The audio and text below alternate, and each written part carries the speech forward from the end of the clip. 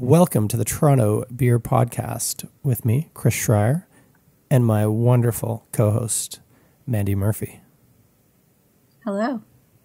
Hey, Mandie. So this is our first podcast, and, technological problems of the last 26 minutes notwithstanding, I'm pretty stoked. Me too. So for those of you who don't know, I am the writer over at torontobeerblog.com, where I write about beer and junk and stuff that goes on in the city surrounding beer. Mandie, on the other hand, is sort of on the other side of the equation. Mandie is co-owner, co-founder of Left Field Brewery. Brewery or Brewing Co? Brewery. Left Field Brewery. Brewery Inc., but we prefer not to use the ink.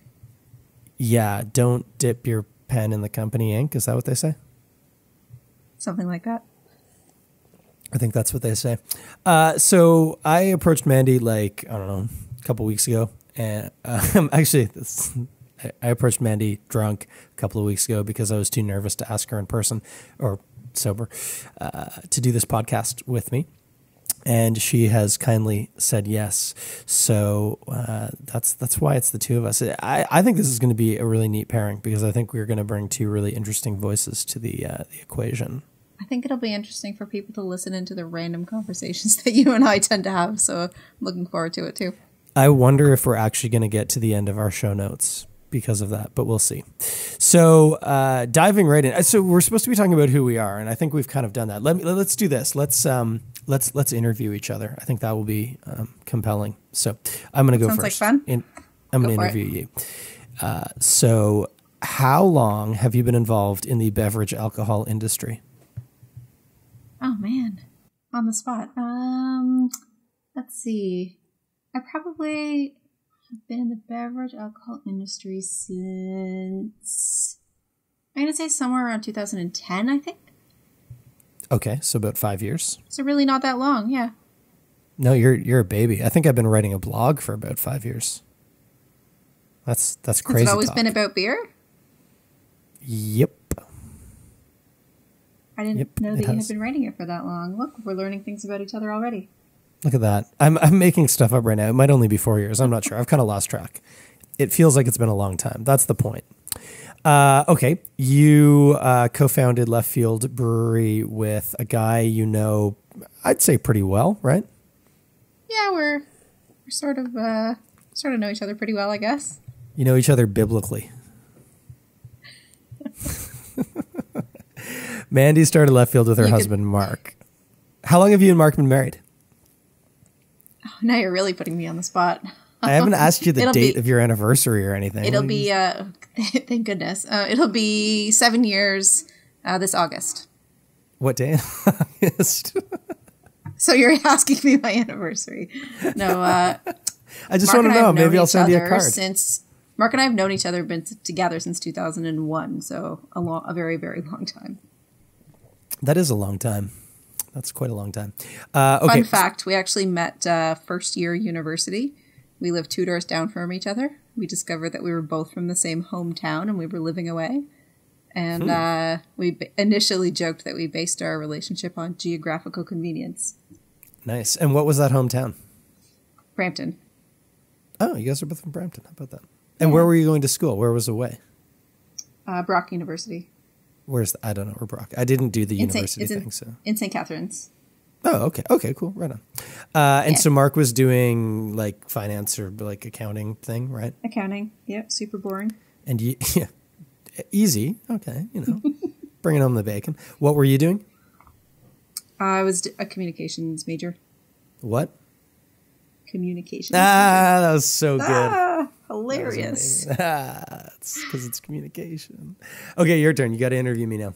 I think I'm done, by the way. That's all I needed to know about you.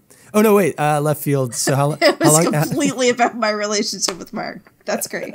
And what school you went to? Amazing. How long Left Fields? When did that? Actually, I should know this because I have a photo of the chalkboard in your house that said Left Field Brewery when me and Mark were just homebrewing together, and I had no idea he was still with Molson. That would have been late 2012 or early 2013 when you took that photo. We sold our first keg in March of 2013. So a little over 2 years now. Cool. And of course, I would hope at this point people listening would know. But just in case they didn't, you are located physically where? The closest intersection would be Greenwood and Gerrard, so we're in Toronto's East End, technically in the Leslieville neighborhood. I was just looking for something Wagstaff. Oh, it's at 36 Wagstaff Drive. We're in the northeast corner of Leslieville. Boom. Physical brewery. Congratulations, kids. Thanks. Yeah. Okay, now it's your turn. I think now we've covered off the bases. Yeah, I think so too. So, Chris, how long have you been a beer guy? Well, that's an interesting question that has a many faceted answer. As discussed, I've been writing a blog for years. I don't know, 4 or 5 years or so.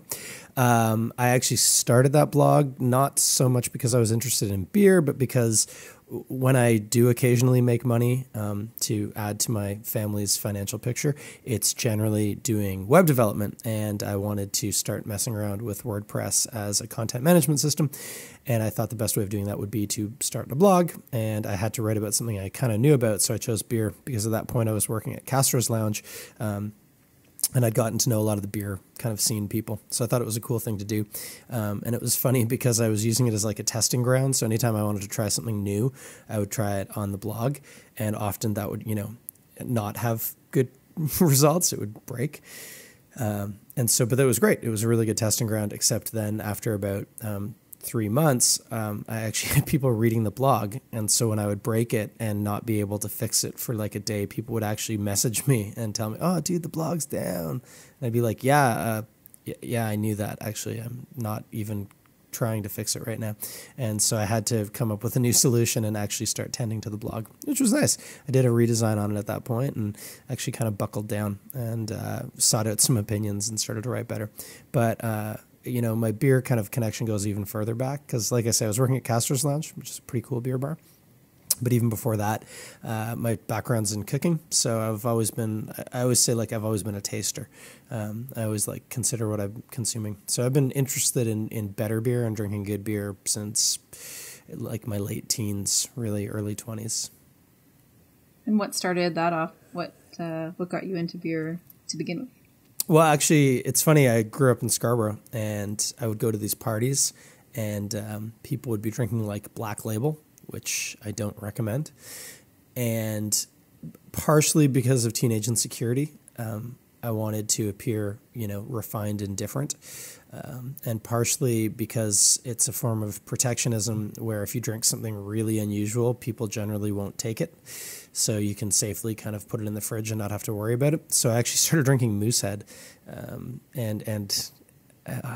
even have trouble saying it.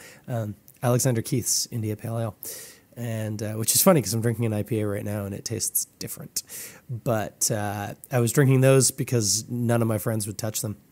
And I kind of, as hoped, carved out this reputation as being oh yeah, he's the guy who drinks the fancy beer, because they just wanted stuff that was cheap and cold and got them drunk.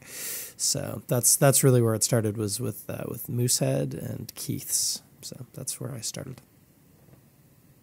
Beer snob from the very beginning. Yeah, and founded in what most good snobbery is founded in, which is insecurity and a desire to appear more important than you are. Next question. That doesn't sound familiar at all. No, not even a little. I don't know who I'm talking about right now. All right, next question.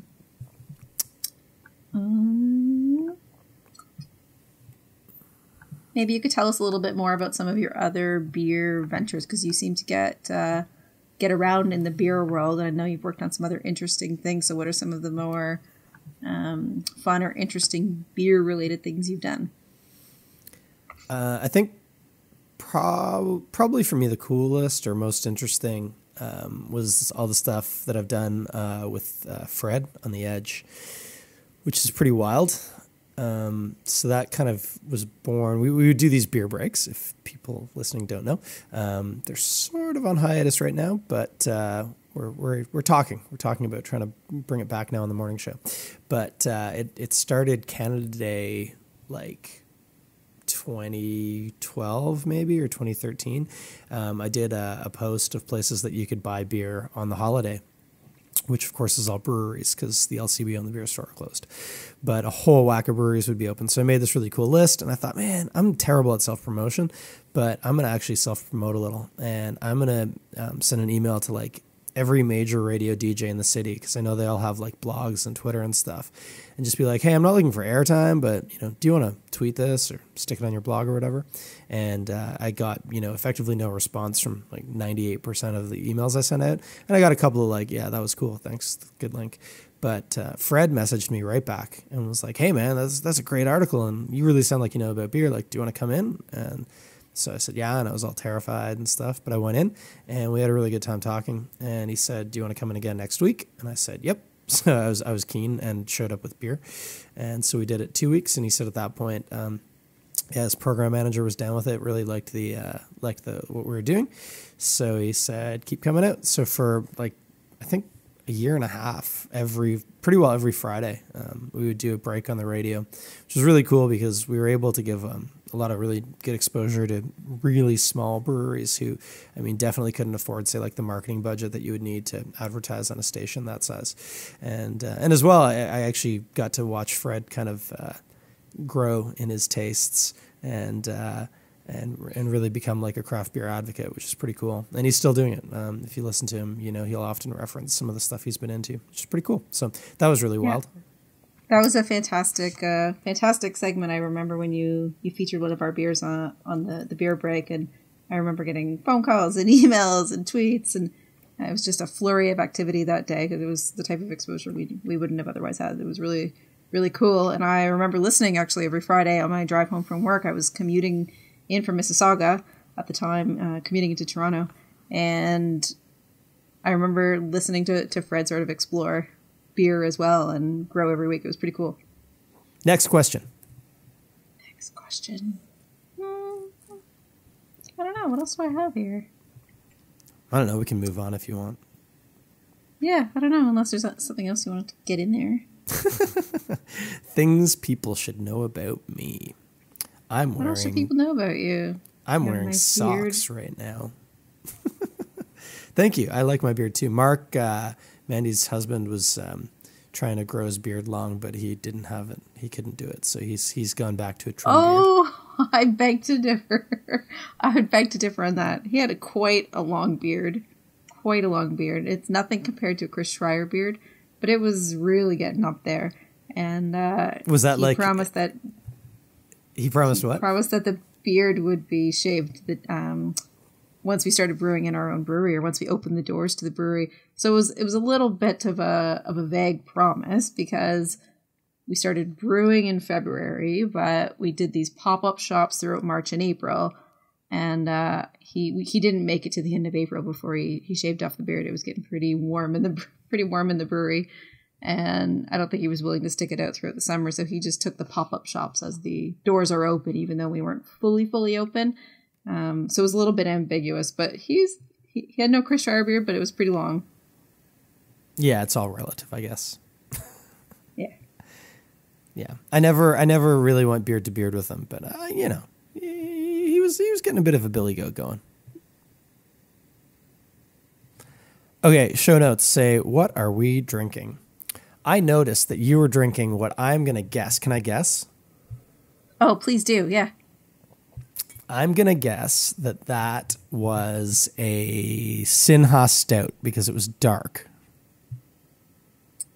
No, it's an interesting guess, but not correct. Would you like another shot at it? Yeah. Trois Musketeers Baltic Porter. Incorrect. Well, I'm all out of dark beers. I don't know. It's not That's a guess. it. You just have the two. No, I'm actually drinking a Jackie Brown American Brown Ale by Block 3. Actually, that's really funny because I just assumed it was an EFIS, but there you go.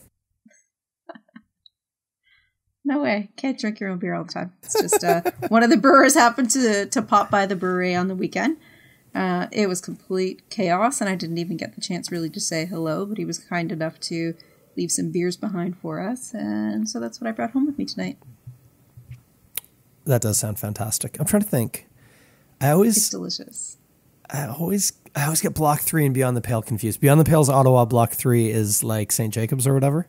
Yeah, that's right. They're on St. Jacobs. I haven't actually been out there yet. They're supposed to have a fantastic place, but haven't made the trek. And St. Jacobs is such a cool place too, so really want to get out there. Yeah, I've heard the exact same thing actually, and I'm in the same boat. I've never been out, and I would dearly like to go. I think I had something theirs at a festival, and I was I was going to say pleasantly surprised. That's not quite the right word. I was pleased with it. It was good beer, so that's good. Yeah, I've okay, been really you have to guess what I'm having. Everything I've had. Yeah. Well, we're no do longer you want a in hint? video chat. I can't even remember what color it was. Give me a hint. Yeah. Okay. I'm going to give you 8 guesses. 8 is a lot, so I have to narrow it down somehow. Is it an Ontario beer? It is. The number of guesses was a hint, though. Oh. It's hazy, but it's not a wheat beer. Stephen Beaumont would want it to be clear. More clues.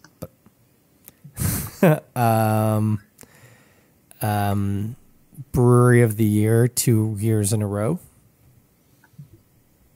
That's Great Lakes beer. Yes, it's a Great Lakes beer. We're on our way.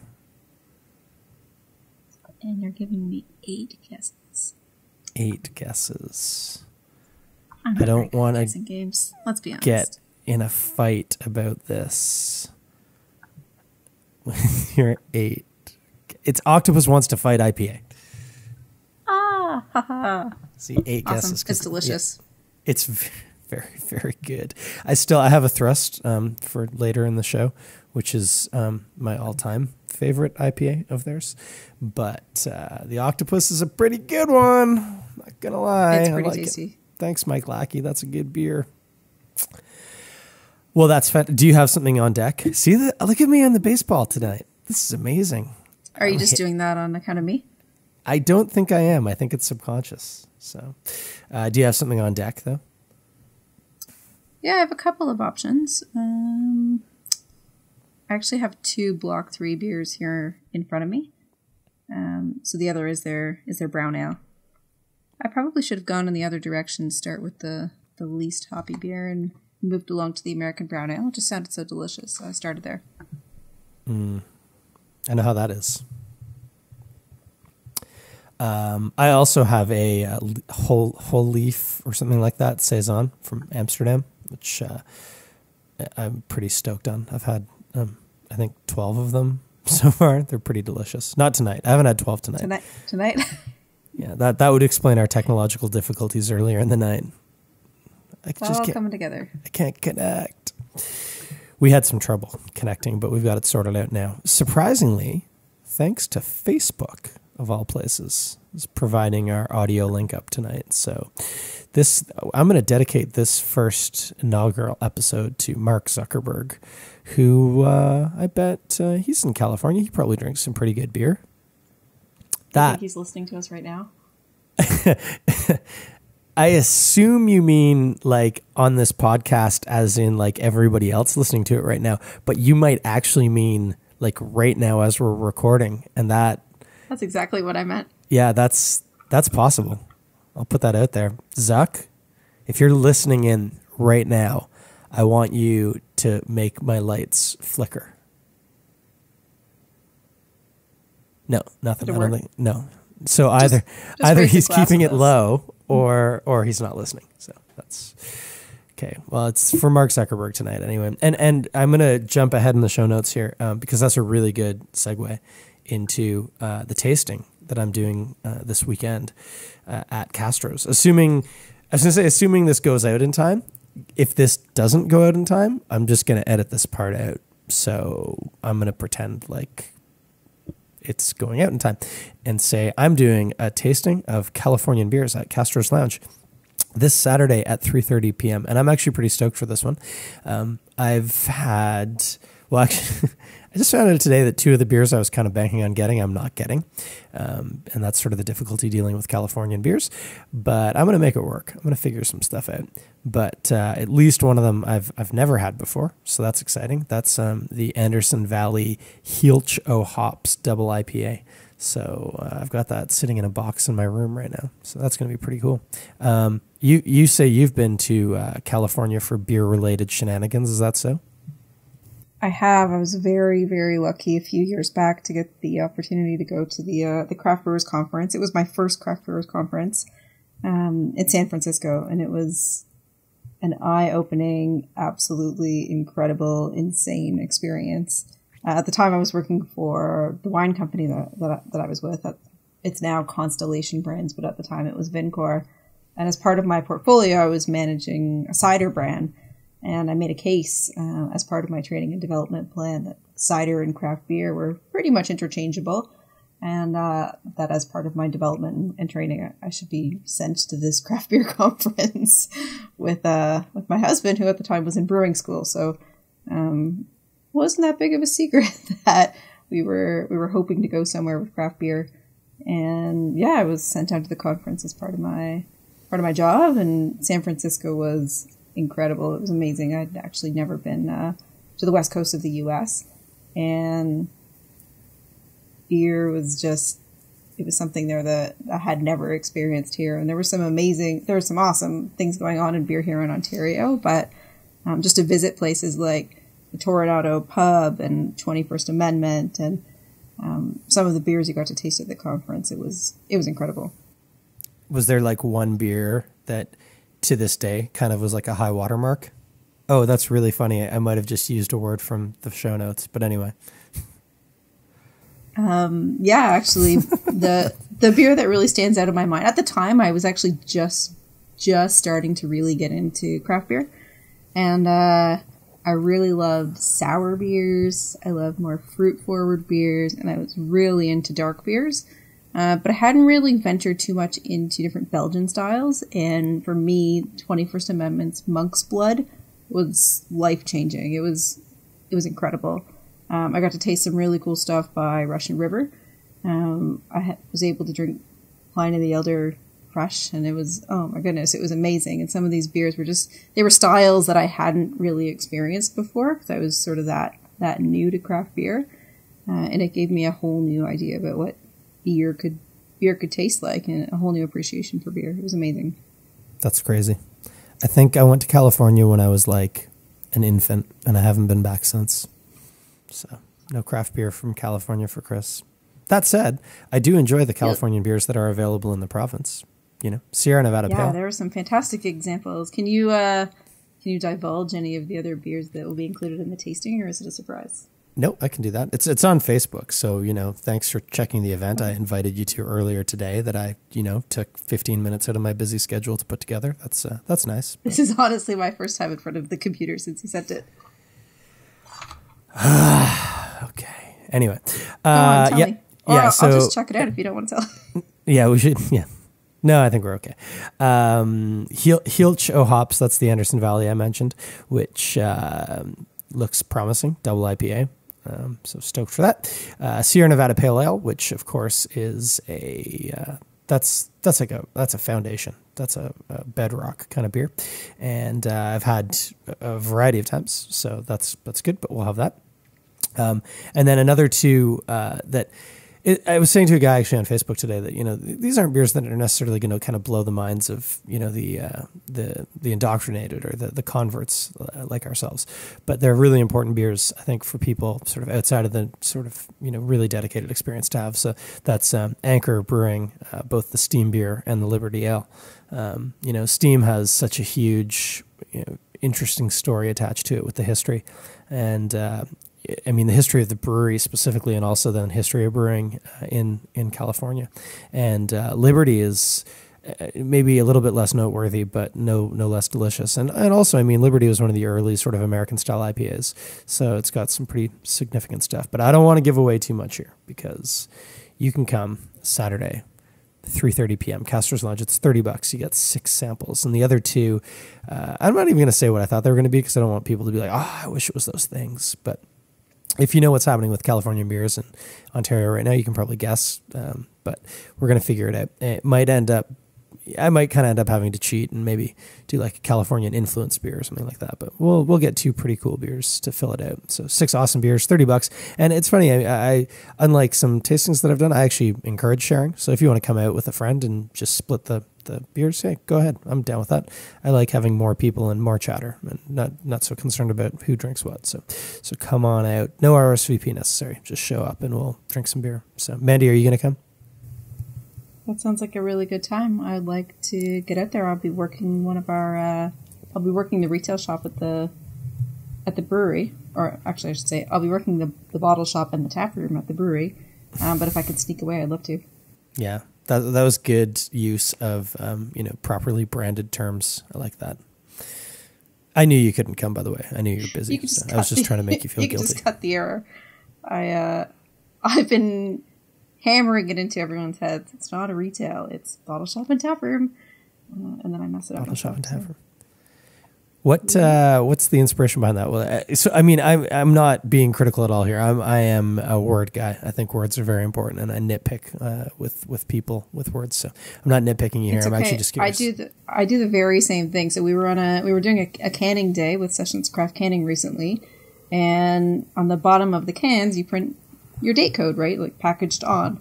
But I hate the word packaged on. It just, I don't know, it's not corporate, but there's something about it to me that the word packaged on, it just sounds, I don't know, it just sounds like corporate language to me. It's canned. What are we doing? We're canning the beer. That's the everyday language for it. Yeah. And so instead of writing packaged on, I had them change the date coder to canned on. And it's a minor detail. Nobody in the entire world cares about that except for me.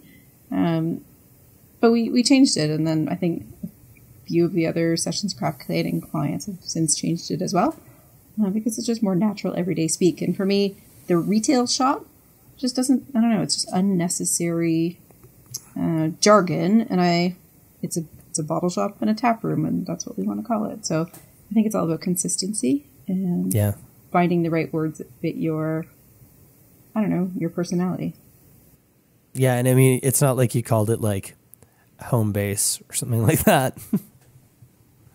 No, and one of the weirdest things is I call it a bottle shop, but some people might think that's kind of crazy because most of what we sell is actually cans out of the brewery, so we're not even selling bottles at all.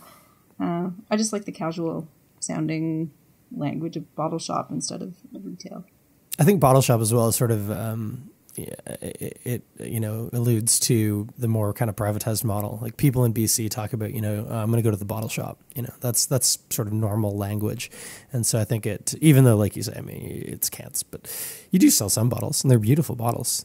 They're handy if a burglar breaks in because they're large and heavy. Yeah, I haven't had to do that yet, but thankfully I haven't had to do that yet.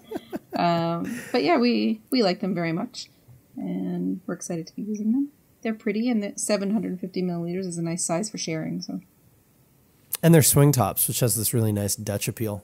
Instead of calling them growlers, you should find out a baseball player who was Dutch and name them after that guy. His name's probably Dirk. We did a collaboration with a guy named Dirk. Yeah, not that Dirk. You know that very well. You were there that day. yeah, I was too. That's right. That was foreshadowing. Want to charge us he'd probably want to charge us a licensing fee or something on the name. I don't think he's Dutch, though. Dirk Hayhurst, if you're listening, you want to go ahead and just tweet at me. I'm at Chris Schreier on Twitter. You let me know. You got some Dutch in your background? I got a Dutch name. I don't. I married that name, but maybe you do. I don't know. Hayhurst doesn't have a very Dutch sound to it, to me. If it was like Van Hayhurst, that maybe would be Dutch, but Hayhurst, I don't think he's Dutch. I was just thinking like, I don't know, Dirk just sounded Dutch to me. So, speaking of baseball names, you guys have been posting some pretty cute pictures on the Instagram, which is what the kids are using these days, I'm told. They're not. They use Snapchat. But anyway, because you guys are getting a dog. We are. Do you want to talk about a dog? Most people wouldn't know that because we haven't actually announced the Instagram account aside for the one beer dinner that we had done down at the Cayley Cottage. We shared the Instagram account with everyone who was there. So our dog has an Instagram account, or the dog we will soon be adopting has an Instagram account, and he officially has 9 followers as of now. I'm one of them. The account is at Left Field Wrigley, and Wrigley will be the new puppy that joins us at the brewery toward the end of June. So we're anxiously awaiting his arrival, and we're anxiously awaiting our, it's called a pick and play, where you get to go and hang out with the litter of puppies and choose yours. So you haven't actually even chosen the puppy yet? We haven't, no. Oh. I've never gotten a dog from a breeder. I don't know how this stuff works, but I just assumed you knew which one was Wrigley. Like you could go and point to him right now. Oh, that's him right there. Yeah, he's got the little spot on his eye. No, we have not. I posted 2 photos. So there's one of the litter, and then there's another one of Wrigley's dad, and that's all we have because we haven't actually selected him yet. But there's 5 pups to choose from, and we get first pick of the litter. And the type of dog that we're getting is a Basset hound. So we've always been a sucker for hound dogs, and I think he'd make a cute mascot. And just realistically, being in Leslieville, you either have babies or you have puppies. And so a baby isn't really something we can incorporate into our lives right now, running a busy brewery. But I think we can make a puppy work, and we're pretty excited to bring the little fella into the brewery to be our mascot. I got to tell you, we actually share a bit of history because we both own beagles, and our beagle experience, we loved our beagle. You always love your dogs and stuff, but when he was gone, that was pretty much us done with hound dogs. So I'm very impressed that you guys, my wife thinks you're crazy actually, but that you guys have gone ahead and gotten another hound. I mean, Bassets are very different temperament than beagles. They're less high strung, and they're more docile in my experience. But I think it's fantastic. And his father is adorable. And if he's half that droopy, he's going to look like a cartoon character. And then you're going to stick a dumb little hat on him and make him look even more cute. It'll be fantastic. It's going to be great. We're pretty excited about it. And it wasn't a purebred beagle. We had a beagle Basset cross. Oh, that's what my sister has. It didn't come without her share of issues. She was Mark and I walked dogs at the Humane Society and university because we weren't able to actually have a dog of our own, and we came across this beagle Basset cross who was just adorable, but she was previously a stray dog and didn't come without her share of issues. So we said the same thing actually, and now we're here we are a couple of years later adopting another hound dog. But it should be a good time. So because I'm going to guess that, everybody listening out there maybe hasn't had a hound, let me tell you a little story about hound dogs. So we had this beagle. He was called Boston, and he was cute. I'll give him that. Actually, Erica, my wife, thinks the only reason why beagles have, continued to exist as a species is because they are, really, really cute. They have these sad chocolatey brown eyes and these ridiculously outsized noses, and they're really sweet. But they're obnoxious and self-centered.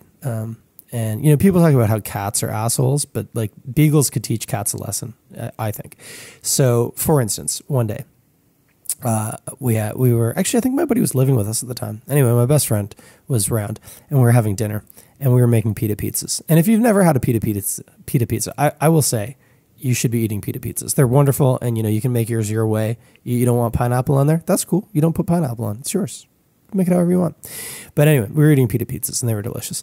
And when I make pizzas, I'm a bit of a hipster. People who know me know this, but I'm a purist. So the pizza oven has to be as hot as humanly possible, which is normally 5 or 550 degrees Fahrenheit. It's pretty hot.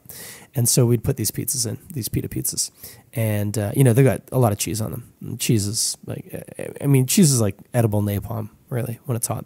So pizzas come out of the oven.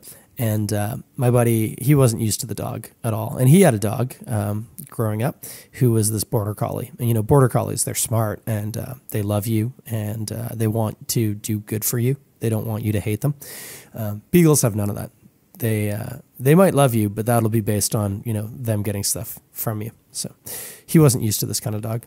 And so he set down his plate. So this is the timeline. Here's me. I pull the pita pizzas out of the oven. I put it on a plate. I hand it to Andrew. Andrew walks to the living room. The pita's probably been out of the oven at this point, maybe 8 or 9 seconds.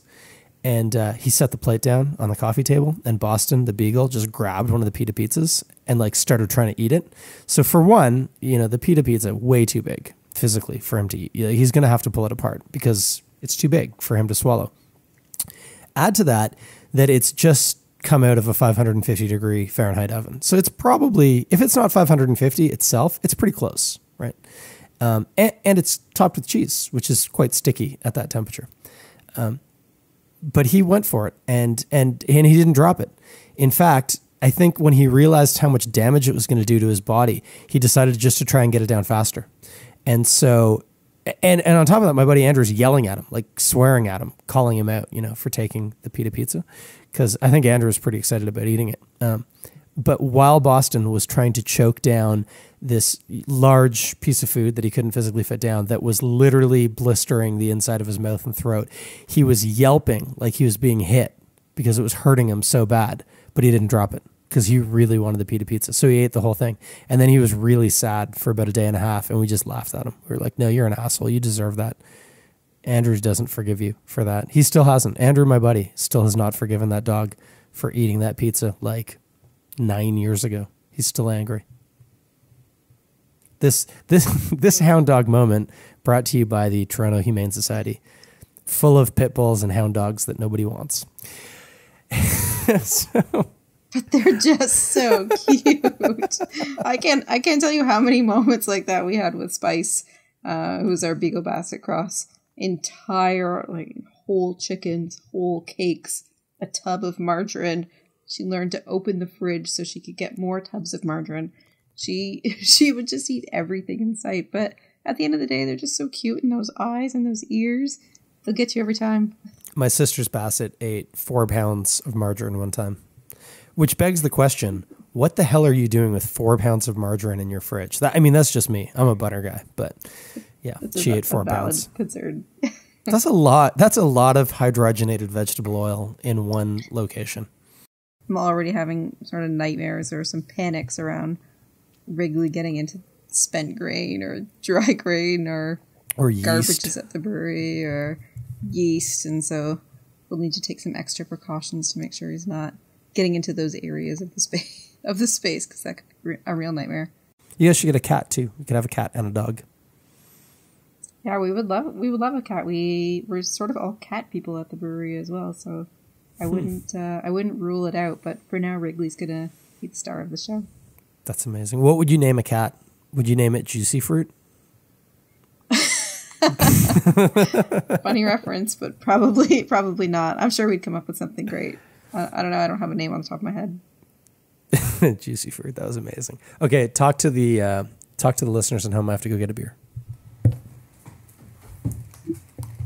I'd like to go get a beer too. How did I get stuck doing this? Hi guys, this is Chris Schreier from TorontoBeerBlog.com, and I'm about to drink a Thrust IPA from Great Lakes Brewery. This is a fantastic beer.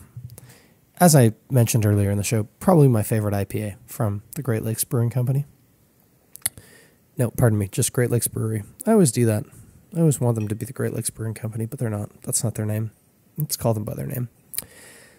I like this beer a lot. For a long time, Karma Citra was my favorite IPA from the Great Lakes Brewery, but Thrust has surpassed that. It's a fantastic beer, made with the sort of steady hand that you get only from Great Lakes. Mike Lackey is something of a hop savant. I would call him a hop savant, and he's fantastic. Sounds like Mandie's coming back now. Let's see what she has to say on this matter. What are you talking about? The Great Lakes Brewery. How fantastic their octopus beer is. I just called Mike Lackey a hop savant. I would agree. Yeah, I like that. Oh, this is a problem. I don't have a stand for my microphone, and I can't pour this beer one-handed. Otherwise, it'll be like 90% head. Okay, I'm going to set down my microphone for a minute. There will be a disgusting thud. Mandie, why don't you fill us in on what you've just gotten out of your fridge? Sure thing. I'm drinking another beer by Block 3. This one is Sugarbush Brown Ale. And haven't even had a little smell yet, so let me give it one. Do they use maple syrup? Why else would they call it sugar bush? It's got to have maple syrup in it, unless they're alluding to what I'm alluding to, in which case, well, that's never going to get approved by the LCBO. Have you found out yet? There's got to be maple syrup in that beer if it's called sugar bush. Can't find it. Hey, the only Block thing that 3 really matters is that it's quite delicious. Block 3 Brewery. If you're listening, and I hope you are, because at this point I'm fully going to tag you in this post when I share it, why don't you weigh in on Twitter? I'm at Chris Schreier at Twitter, and you can let us know. Does the Sugar Bush Brown, did you say it was a brown ale? It is. Yeah. Sugar Bush Brown Ale, does that have maple syrup in it? And if it doesn't, why call it Sugar Bush? Is it to make me go, tee-hee? Did you hear when I was ranting that I'm having a thrust, and I did this whole sort of monologue about how it's my favorite, but Karma Citra used to be, but then now it's not because thrust is? Did you hear that? No, I didn't hear that. I missed it. Well, I've basically brought you up to speed, so that's good. It's funny because I'm about to segue into summer events and what we're looking forward to, but if I may, just sidebar for a moment, and I'm going to tie summer events in with a Karma Citra story, which is great, and I'm just going to forge ahead and assume you've mentally said yes, and we'll go from there. So, do you remember, Mandie, when the IPA challenge at Volo was like a multi-day event? You do like kind of 2 or 3 days of tasting. Do you remember that? I do, actually. It would there would be a spring event, and then the finale would be in the fall at Cask Days. And the spring event would take place, I think, over a couple of days on the patio at Volo. Yep, that's the one I'm talking about. So this was a couple years ago, and it's blind. This is part of the thing. If you've never done this, listening at home, it's a lot of fun. I'm not going to lie. And it's difficult, though, to do all the IPAs, because I think like the year I'm thinking of, I think there was like 32. That's a lot of IPA. And so I did it in 2 days, and I did 16 beers each day. And I'm not like BJCP or anything like that, but I certainly drink a lot of beer, and so I like scoring that sort of thing sometimes. So I was doing it with I was trying to be pretty intentional about it. And the first day was fine. And the thing is, so it's blind, but you know what beers are in, but you don't know what you're drinking, if that makes sense, So I knew Karma Citra was in there, and I was a pretty big fan of it, not going to lie. And then, I know there are a variety of breweries. You can kind of pick them for different reasons. So you kind of, sometimes you know what you're drinking. But anyway, first day, 16 beers goes by. It was great. Had a good time. And second day, I'm marking, and it's going really well. Probably like beer 9 or 10 maybe. And the reality is, you're sort of, even if you're doing it subconsciously, you're sort of marking on not quite on a bell, but you've set sort of a standard deviation point, I think is the term I've just decided to call it. Anyway, and then so I'm drinking and everything's going fine. And then I had this glass, and I didn't even taste it. I sniffed it, and I was like, oh, that's Karma Citra. And I took a sip, and I was like, oh my God, that's so good. And then all of a sudden what I realized was I was going to have to alter all the scores that I'd already done and knock them down by a couple of points. Otherwise, I was going to have to just give Karma Citra full marks, and I try not to do that. I try and always leave a little space at the top. And so I actually had to mark down the previous beers I'd done to give space to be able to mark Karma Citra on the same scale. So that's how much I like Karma Citra. And that was at a summer event, which are coming up now. The IPA challenge that hasn't already happened, has it? No, so now the IPA challenge takes place at Cask Days. They've changed the whole thing. Yeah, there's no longer the spring event. And so it allows you to because what would happen really is in the spring, the breweries would brew an entire batch or a small batch of the IPA they wanted to enter, and then you would need to re-brew the beer in the fall. And so it wasn't exactly fair, because you weren't really comparing apples to apples. The beer that you'd be evaluating in the fall as part of the final 4 or final 16 or whatever it wasn't really from the same batch that was what was brewed in the spring. So now the entire thing takes place at Cask Days in October. Yep. I remember the original take on it was supposed to coincide with March Madness because they did it as a knockout. So it wasn't the top scoring beers necessarily. For the first couple of rounds, it was 1-on-1. And so beers would kind of knock other beers out. And it meant sometimes there were some, not just upsets, but, you could get two really top beers in one category early and one would get knocked out, even if it would have gotten marked through just on straight top scores. So it was an interesting format. Anyway, summer events. I know you guys obviously take part in a lot of summer events, and I'm not asking, sort of favorite in terms of from a brewery's point of view, but you personally, what's an event you really like doing or really like going to or whatever? Well, with the amount of events that we do, because it was at the point in the past couple of years where we were just about doing an event almost every single weekend from spring through fall. And so naturally there are some that you love going to and others that are great, but they're not as much really your scene. Yep. Some of the ones that I love personally are the Beach Barbecue and Brews Fest. It's just something we've been going to living in the area for many, many years as an attendee. And so it was pretty cool to get behind the other side of the booth a couple of years back. Actually, the first day we were behind the booth, you volunteered, Chris, and you worked at our booth. That was one of our very first events. And you were one of our very first volunteers helping out. So that was kind of cool. I remember. Well, that's how I got my first left field shirt. Yeah, that's one of our most favorite events. It's like, it's just a good standard rib fest, but the setting is pretty great because it's down at the beach. For us, it's close to home. It's a family-friendly atmosphere. It's really relaxed. The Sunday usually ends up being Father's Day, and so everyone's out with their dad, tasting different craft beers. It's a lot of fun. So that's one that we really look forward to that every year, and it's just an event we hope to always be part of. I love that festival too because, at the moment we're not living in the beach. We're actually moving back shortly, hopefully.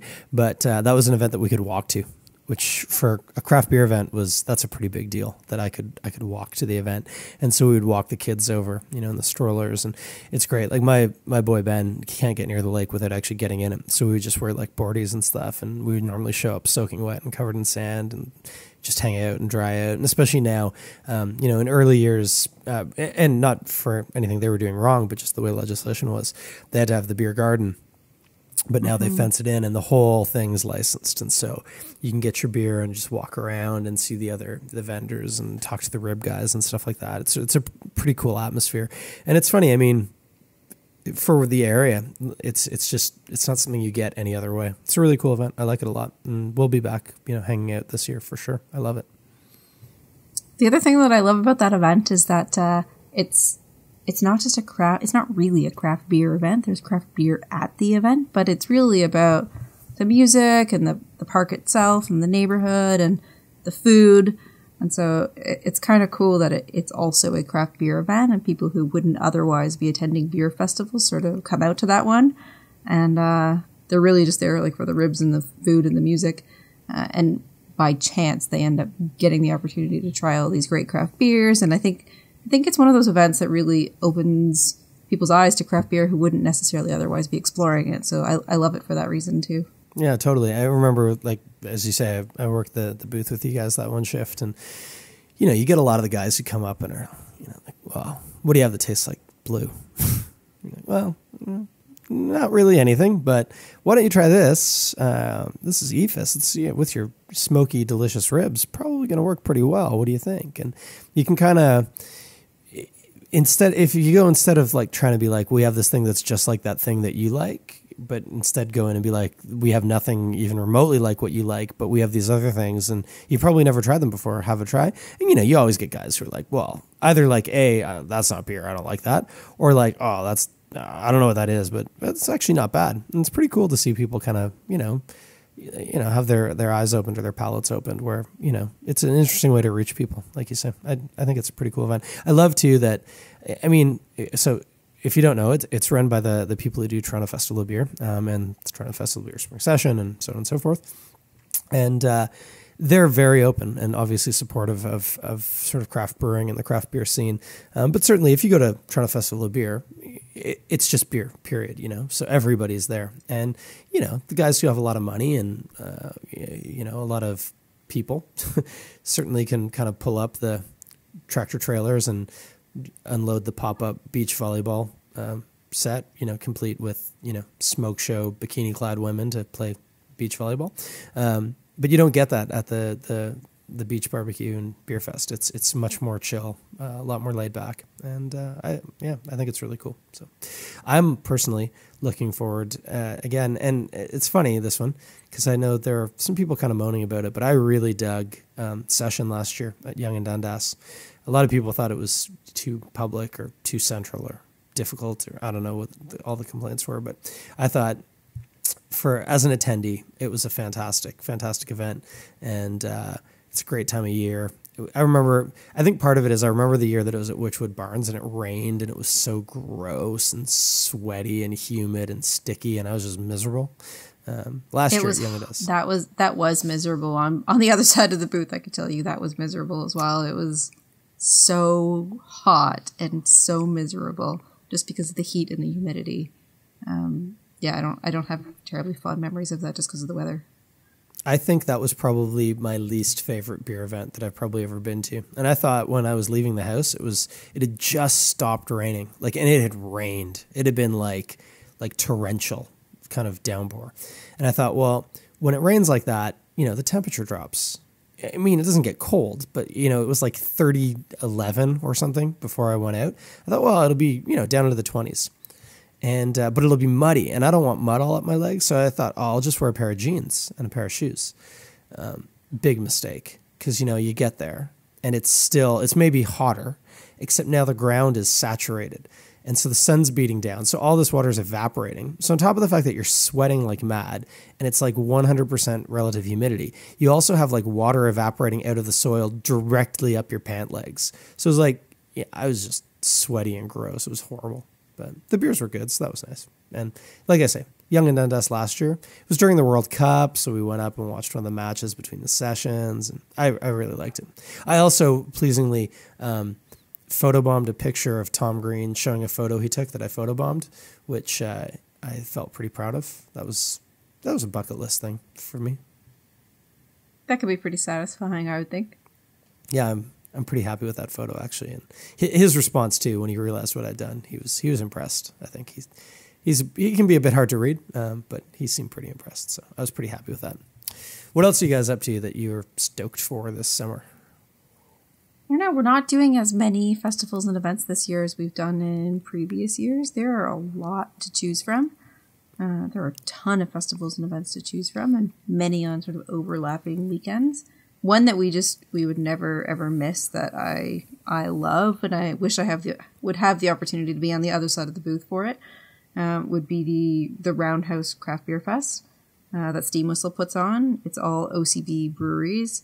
It's in Roundhouse Park, right outside of Steam Whistle, like at the Roundhouse, and it is just such a great place for a beer festival. I guess I would say that because it's right next door to the Sky Dome. And you get the pre-game and the post-game crowd that come by. We usually do some sort of a bobblehead swap, so it always ends up being on a bobblehead weekend on the Sunday. And we'll get people to come over from the game and bring us a bobblehead, and we'll give you a T-shirt or something.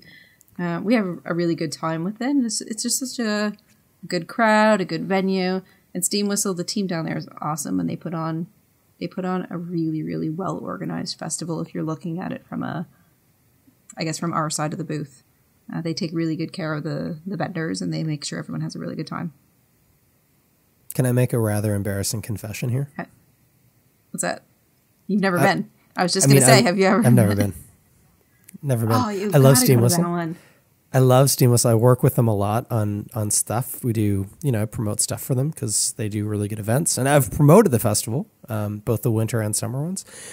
I've never been. There's been scheduling conflicts, and I think I was sick this year for the winter one. I can't remember, but I've never made it. I go to the Oktoberfest. I love that. They've got their 15th anniversary coming up, which is going to be pretty exciting. I'm going to go dig that. And I'm going to, try and make the summer festival, but I must confess, I've never actually made it to one of those, and everybody talks about how amazing they are. So I I should, but it hasn't happened yet. So 2015, summer 2015, I'm going to go to the Roundhouse Craft Beer Festival and soak it up. I'm going to love it, I bet. So that'll be good. Yeah, you've got to do it. You would love it. They always have great musical acts, and there's a good selection of food trucks, and there's something about it, and I can't quite place what it is or why it's this way, but it's such a relaxed atmosphere. It's a really, really good crowd. I'm going to hijack my own point here because strictly speaking, this isn't a summer event. But what I love about this one is I love it, and I know you love it, and I know that we're going to be at it together, I hope, this year, which is Beau's Oktoberfest. We would not. I would not miss that event. After going to it once, I'll never miss it again. It is such a good time. The Beau's people really, really know what they're doing, and they just put on a great show. If Mark said the puppy can't be left alone, it's pissing all over the house, and I don't know, its flappy face is full of spit, and I have to keep cleaning it every 10 minutes.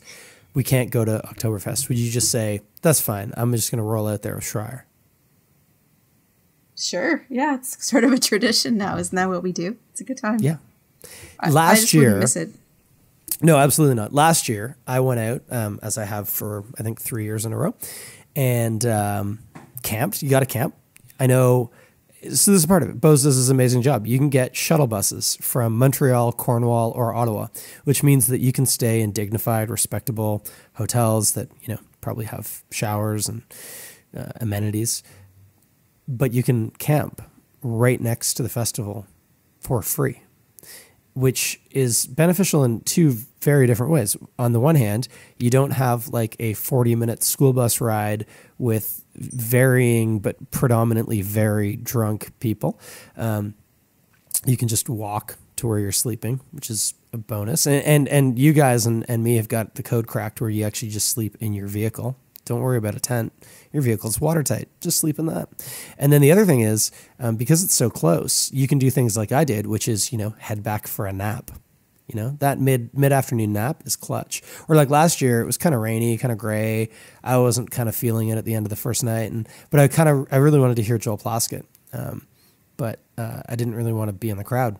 So I just walked back to my car and lay down and cracked the sunroof and listened to the whole set from my car, which was still only maybe 400 meters from the stage, which was fantastic. So if you are thinking about traveling to an event, because you do have to travel unless you live sort of in the Ottawa area, people say, oh, go to Mondial. Yeah, I mean, you're going to drink a lot of cool beers or whatever, or maybe go to like upstate New York. No. Go to Beau's Oktoberfest. It is far and away one of the most fantastic weekends you're going to have drinking beer in the province, I think. And I know you guys do too. So that's fantastic. Now that I've hijacked it. Not a summer event. That's not until the first weekend in October. But I go, and I will continue to go. It's amazing.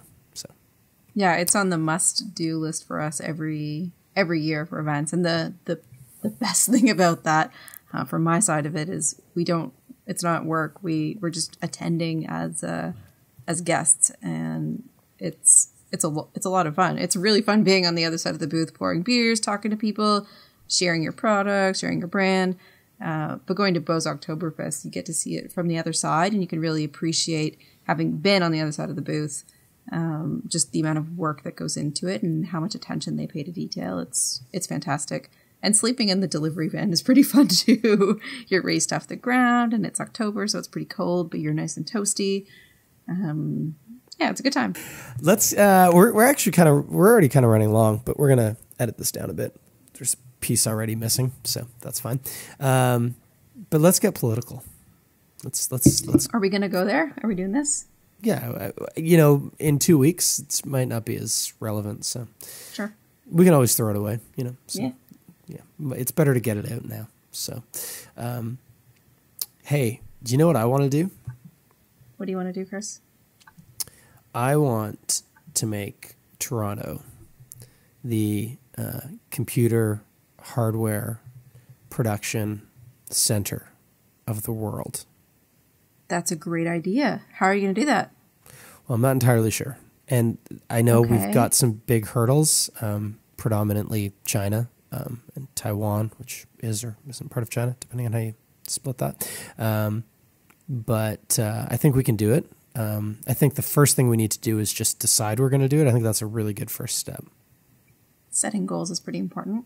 I would agree. I'm a little cynical. What you might not have heard, dear listener, although I would beg to question what you've been doing for the past week and a half, if you haven't, would be that some counselors, bless their souls, have decided that they want to make Toronto the craft brewing capital of, is it the world or North America?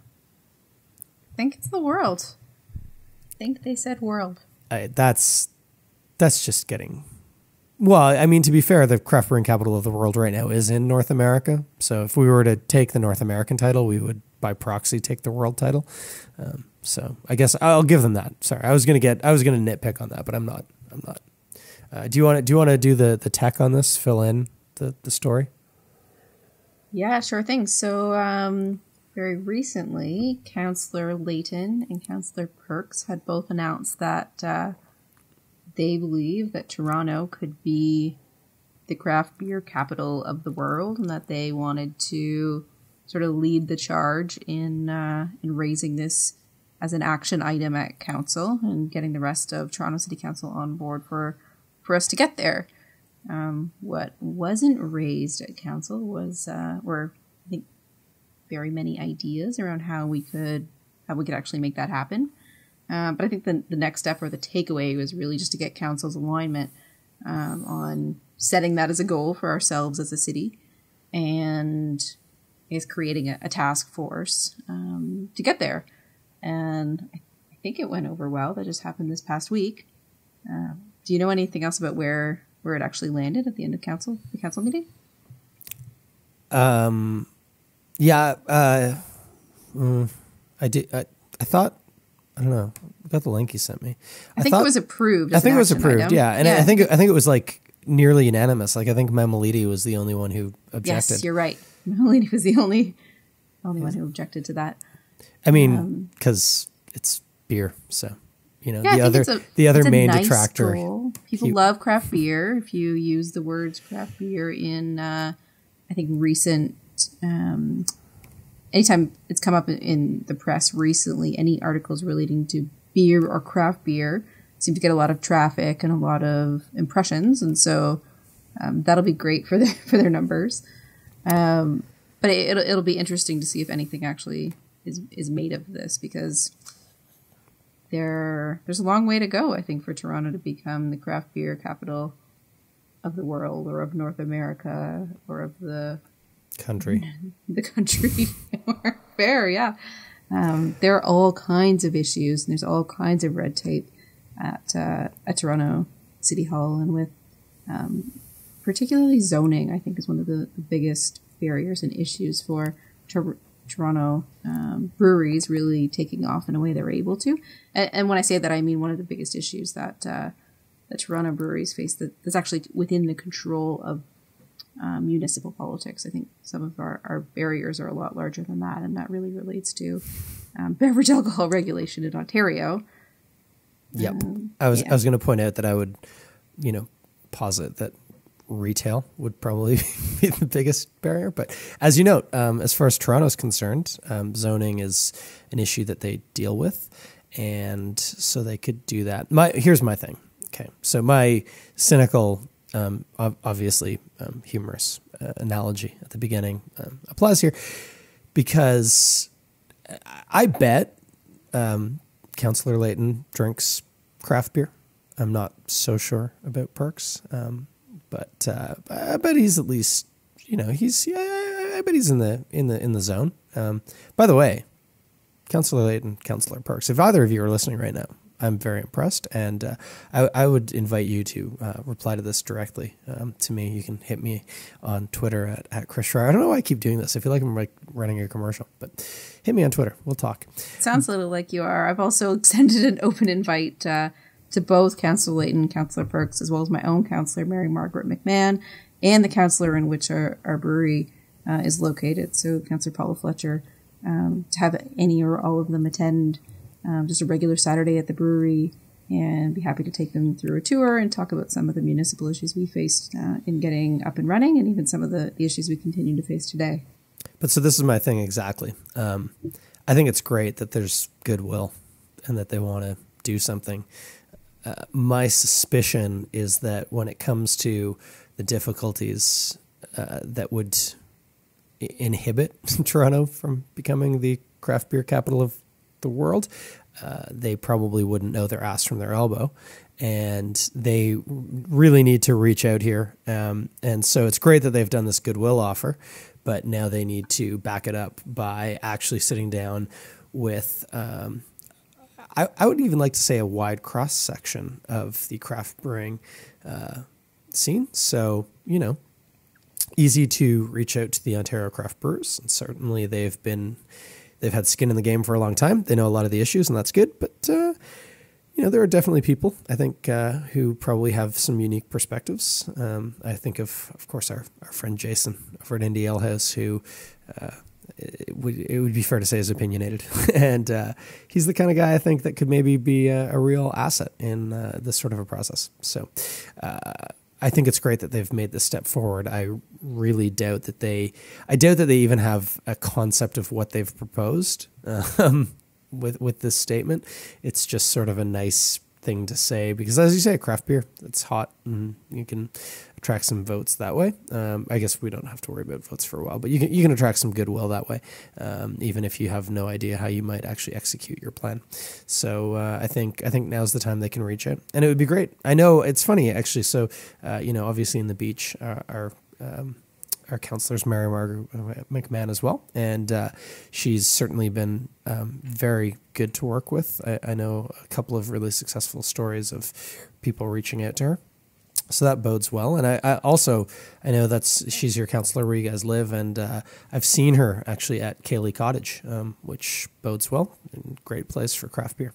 Hopefully they do. I would love to. If they take you up on the offer, I want you to tell me when. Maybe don't actually. Maybe I wouldn't be the best person to have at the brewery when the politicians roll in, but it would be fantastic if you did, if you felt that you could collar me sufficiently. I promise I'll be on good behavior, because I think it'd be fascinating to be a fly on the wall of that conversation and see how they reach out and what they come to, because that's a whole can of worms, like you say. It certainly is. And to be fair, I hadn't acknowledged this, but Mary Margaret's been to the brewery on a couple of occasions, and she's actually been a really great supporter of what we're doing. She's made every effort to choose local beer and to partner with us on various events that she's held, and actually just casually attend the brewery when she's out and about with her husband or with other friends. And so we've seen her quite a few times. Same thing with Paul Fletcher, but specifically on the topic of Toronto becoming the craft beer capital of the world and some of the work that the city would be able to do to help foster that.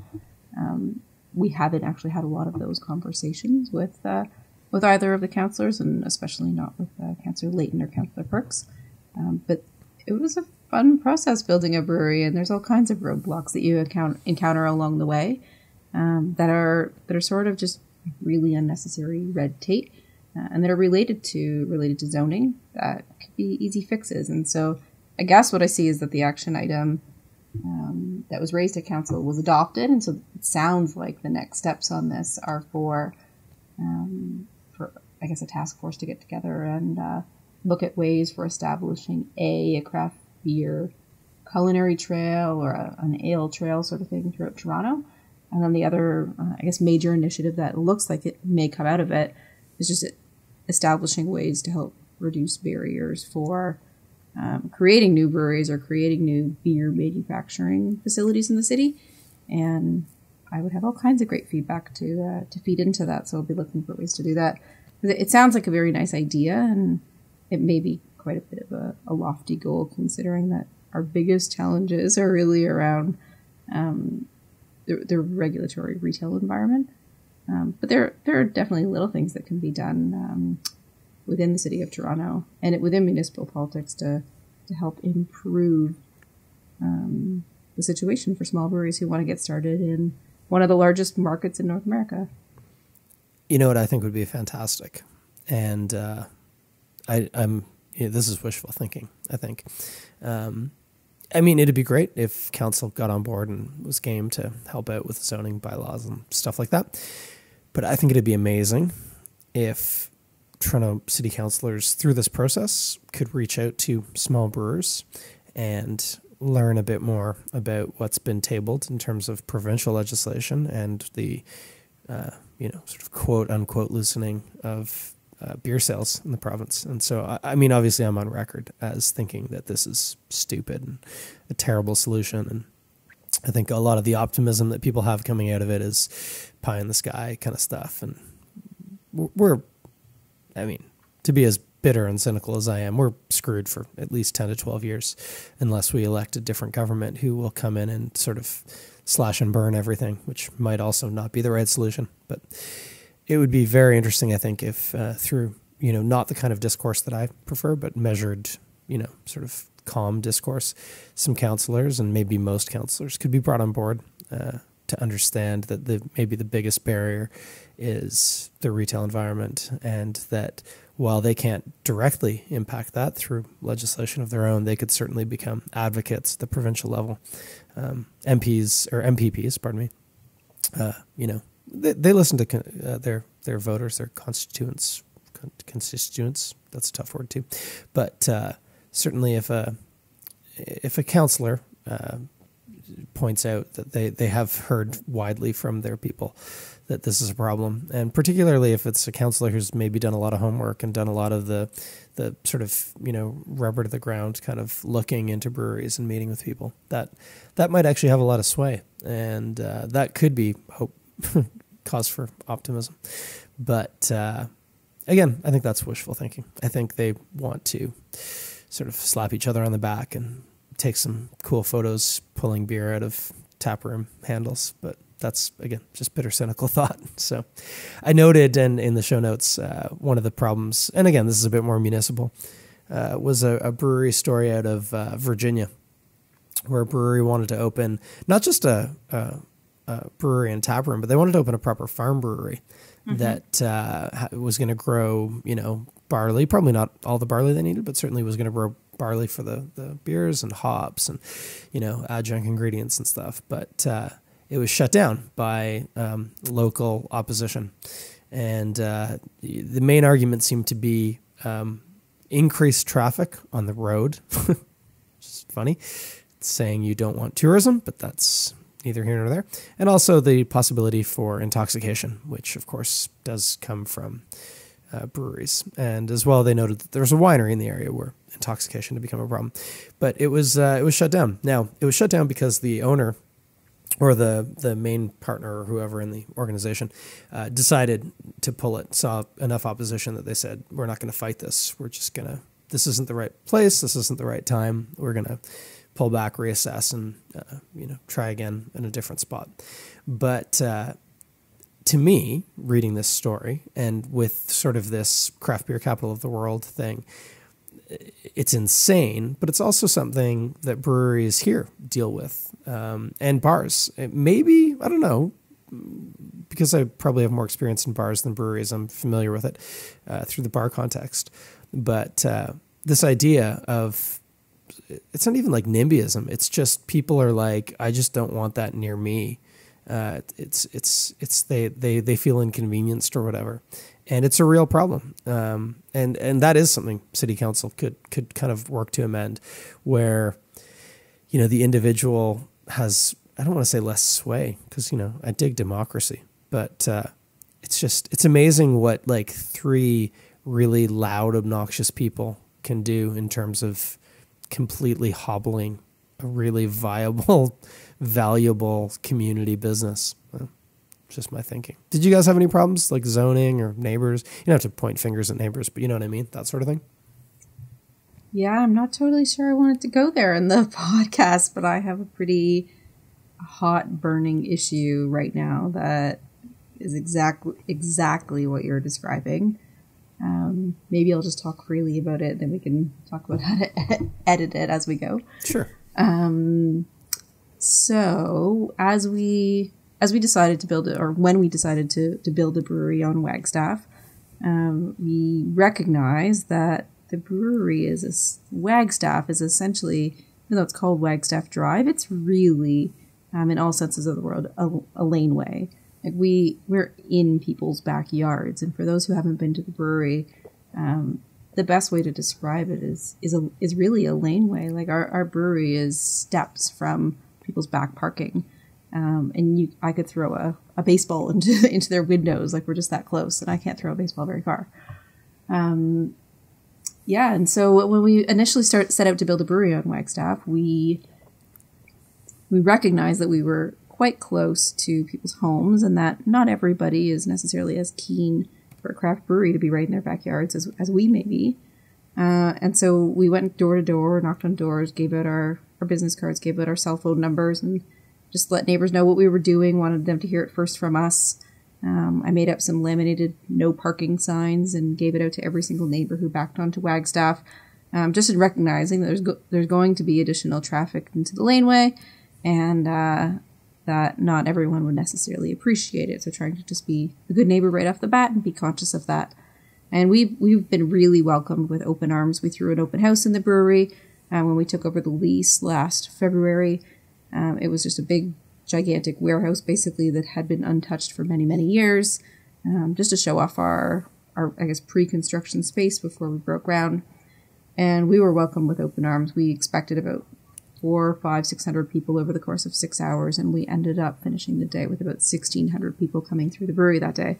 We were completely overwhelmed by the support we had received from the neighbors, because although the beer community came out at large, it was really the neighbors. Like at one point we had quadruple parked strollers at the front door, and you really sort of needed to navigate to get through all the stroller parking, which was pretty incredible, because it said to us that we were really being welcomed by the neighborhood, and we felt like that would be really what would be sustainable for our business. And so we've been very fortunate to be welcomed in that way. But just recently, since we've been doing these pop-up shops on the weekends at the brewery, there are people there at any given time. We'll have 50, 60, 70 people in the brewery, usually about 10 or 12 kids running around. And it's truly those families that are coming back. So we have the garage door wide open, and sort of voices are carrying out into the laneway. And for the immediate neighbors who have been really enjoying pretty much silence for the past number of years because the brewery had been an abandoned building, it really does sound like there's some vibrant community engagement and community interaction. And it's really sort of become a hub for the neighborhood.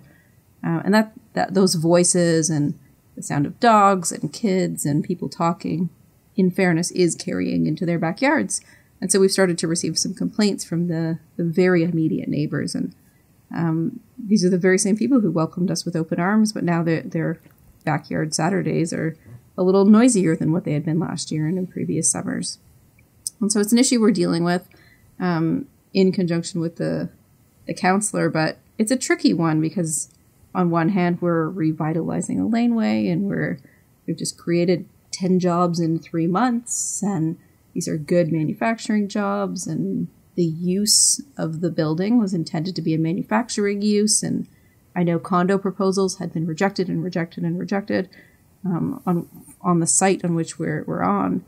And the Office of Economic Development in the city is overjoyed that we've sort of revitalized the building within its intentional use, which is a manufacturing use. But it's a struggle because we've sort of created something that's not just sort of Monday to Friday, 9 to 5 manufacturing, but it's also a bit of a community hub. And with the tap room, it's a vibrant tap room, and there are people there, and we're creating some life on the laneway that hadn't really been there previously, which means additional traffic and additional noise. That's well within the bylaws, but it can still be disturbing. And so I can sort of see it from both sides of the coin, but it's very similar to the article that you shared with me in the story you're talking about, Chris. So let me just say, for one, Mandie, beautifully said, because you have neighbors and you want to be a good neighbor. And I dig that. I understand that completely. So this has nothing to do with what Mandie's saying. This is just what I'm saying. And I'm going to allude to another situation, not dissimilar. But let me bring all you listeners at home up to speed here. You're going to what? You're going to buy a house? Okay, cool. You're going to get a building inspection, I hope. If you don't get a building inspection, we can just end this conversation right now. If you're buying a house without a building inspection, you're on your own. You're going to get a building inspection. You're going to have, they're going to check, knob and tube, or is it like breakers? Is plaster and lath on the wall? You got drywall. What's the foundation? God help you if you got a brick foundation. These are helpful things. You're going to spend a bit of money on figuring out. Costs a bit of money, but it's important. Here's something that doesn't cost money. Find out who your neighbors are. Find out if there's, say, a train track right behind your backyard fence, or a strip club right across the road, or a large industrial building zoned for manufacturing directly behind your house. Do you want to know why your house was cheaper than the one on the other side of the same road that you live on? It's because you back onto a laneway that has an industrial building on it. That isn't ideal to most homeowners. If you like breweries, you might have just lucked out because you got one of the best ones in the city in your backyard. So that when you're having your backyard party, you actually don't have to host. You can just throw open the gate and walk across the laneway. That's neither here nor there. These are things that as a homeowner, you should be doing. The connection that I have to this is if you buy a condo and it's above a bar, you probably need to be aware that it's going to be a bit noisy some of the time. Yep, there are bylaws. And so at 11 o'clock, you've got to shut down all that noise. There's a real hard ceiling on sound. And believe me, I've seen the people with the little meters standing out on the sidewalk gauging it. But at, say, 8:30 on a Tuesday night, if you're complaining about the sound coming from the bar that has existed since like way before you bought the condo directly above it, you know what? Go f*** yourself, because you knew it was there. And if you didn't, that was your own damn fault. Maybe you bought the place blind. I don't know. Maybe you're an idiot, but that's just what I'm saying. You guys, I think it's great. You're reaching out to the neighbors and really trying to play nice, and that's good. I would say I would play it different. I wouldn't. If I was the business owner like you guys, I would be bending over backwards to keep everybody happy. Yeah, I get really pissed off when I hear people. And again, I mean, the story out of Virginia where, like you say, you created 10 good jobs. And these aren't like minimum wage part-time jobs. These are jobs that people can live off of. 10 jobs in 3 months. That's amazing. And you'll continue to grow. This is a business that we want to support. Manufacturing in Ontario is down. Manufacturing in Ontario is something we can actually do. We can do high-end manufacturing. I was joking about making Toronto the computer hardware capital, but there's no reason that we couldn't be a high-end manufacturing hub. We have skilled labor. We have people who are able to get trained in skills if they don't have it. We have, great technology. Brewing maybe isn't quite making like wind farm components, but it's definitely this is very skilled production stuff. It's important, and I think people need to support it. And so again, this idea, you bought a place that backs onto somewhere that actually does what it's supposed to do. You know what? As far as I'm concerned, as far as Chris Schreier, TorontoBeerBlog.com is concerned, boo-hoo. You either didn't do your homework or you did and you ignored it. So it's your fault, not Left Field Breweries. Yeah, like I said, I could see it from both sides of the coin. The building was abandoned before we took it over. Many of the neighbors have lived there for 25, 30 years. And it was previously a Monday to Friday, 9 to 5 manufacturing operation. The company that was in there before us that occupied the space for the longest period of time manufactured roofing, like very specialized roofing. And so I'm sure it was noisy during the day, Monday to Friday, but on a Saturday afternoon when you've invested all kinds of money in your beautiful backyard and you want to have your family over for a barbecue, you expect it to sound a certain way because that's how it's always been. And so I can understand how our operation might be disruptive, but at the same time, we're not doing anything we're not really allowed to be doing. And we're, like you said, we're creating good jobs. Food and beverage manufacturing is one of the most important industry sectors to the city of Toronto. Like, Toronto is a food and beverage manufacturing hub and one of the largest industries in North America, like next to Chicago, New York, Los Angeles. Toronto is a center of food and beverage manufacturing. It's one of the largest industries. And so I think that's why the councillors have really gotten behind it in the way that they have, is because they've recognized that. In our talks with the Office of Economic Development in the City of Toronto, they really recognize what we're doing in other businesses like us as a success story in the city, because they denied those condo applications for so long. They wanted the building to remain as a manufacturing use, and we were able to actually move in and make it so. That's a real success story in their books. And so it's going to be interesting over the next little while just to sort of find a happy medium between that as a success story and also the disruption, or the perceived disruption, that the neighbors are claiming, and just try to play nice and make sure everybody's happy, because we're not there with an intention to piss people off or ruin their lives. And many of the other immediate neighbors are quite happy that there's now a community hub, and they can hang around with their neighbors and have a beer or two on a Saturday afternoon while their kids play together or sleep in the strollers in the brewery that's perceived to be too loud. Like, it's really, really interesting, and it's going to be fascinating to watch it play out. But it's very much like the story you described. We're kind of out of show notes. You know what I was going to talk about earlier? Totally randomly, nothing to do with beer. This might not even make it to the final cut. We'll have to see. But did you see this thing online about what this week is from the 10th to the 19th? I did not. Okay, it's so trippy. And it's because I love numbers, and I love especially patterns, that I love this.